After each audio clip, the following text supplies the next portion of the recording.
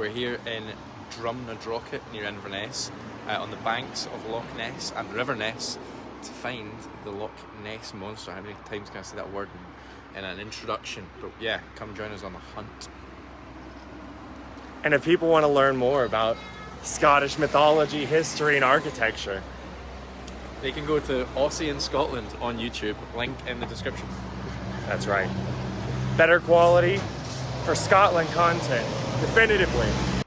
So this is what the locals have depicted the Loch Ness Monster is looking like. This is the Nessy Centre, Nessy Land, some might say, the area where they lead the research for the discovery of the Loch Ness Monster. Now, they've tried for decades and decades to find the Loch Ness Monster. They've all failed. Today we're going to change that. Yeah, we're going to find it.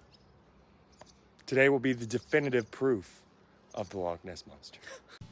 We've come to the gift shop to find proof of the Loch Ness Monster.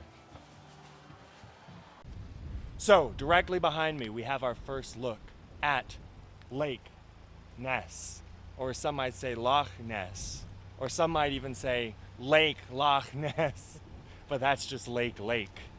So, Jack, have we had any spottings today? We haven't had any spottings so far, but we've only just had a look.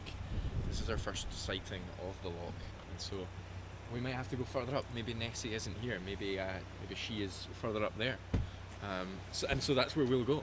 So Jack, as a native of Scotland, I know they teach this at a very young age. We're the only ones that are outside of our car right now, so you won't be giving away national secrets. But would you mind doing a Nessie call?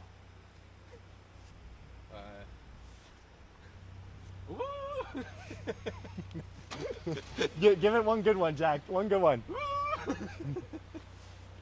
We'll see if that brings her. We're gonna sit here and we're gonna wait, guys. We'll see if it comes in. There's a castle named Urquist on the banks of the lake, but nobody is here for that. We're all here for the serious matter of the Loch Ness.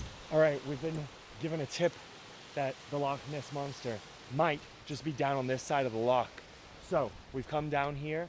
They sell Nessie noodles. I don't know if those are noodles they make out of Loch Ness Monster eggs, maybe. It's very likely. But we're gonna go down here and we're gonna find the Loch Ness Monster. We've come to a beach here on Loch Ness to come and try to see Nessie ourselves. Yeah. Well, the first time that Nessie was ever sighted was apparently in 556 AD, when Saint Columba, one of the patron saints of Ireland, came here, on missionary work, and he saw two people by the lake burying a dead body, and he asked, what the hell's going on? Why did this guy die? And the two men said, he was ravaged by a monster from the lake. And so in further inspection, I think it's said that St. Columba came upon Nessie, who was then hassling another man down the road, and he had his big stick and he commanded the monster to leave the man alone, and so it did. It ran back into the water with its tail between its legs and didn't hurt him, and that was the first known sighting, the first recorded sighting. Might be a lot of rubbish, might not be. But it's not. I suppose we're going to find out. What's that? I think I see it. Well, guys, Loch Ness is definitely a beautiful place.